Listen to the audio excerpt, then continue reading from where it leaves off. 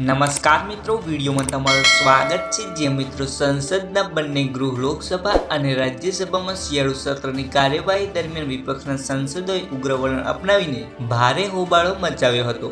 સંસદની સુરક્ષામાં ચૂકનો મુદ્દો ઉઠાવી ઉગ્ર સૂત્રોચ્ચાર કર્યો હતો, જેને પગલે રાજ્યસભામાંથી 45 જ્યારે લોકસભામાંથી 33 સાંસદોને સસ્પેન્ડ કરી દેવામાં આવ્યા હતા। આ અગાઉ પણ 14 સાંસદો સસ્પેન્ડ થઈ ચૂક્યા છે, જેને પગલે આ સત્રમાં સસ્પેન્ડ કરાયેલા સાંસદોની કુલ સંખ્યા 92 પહોંચી ગઈ છે। સસ્પેન્ડ કરાયા બાદ મોટાભાગના સાંસદોએ સંસદની બહાર બેનરો સાથે ઉગ્ર સૂત્રોચ્ચાર કર્યા હતા।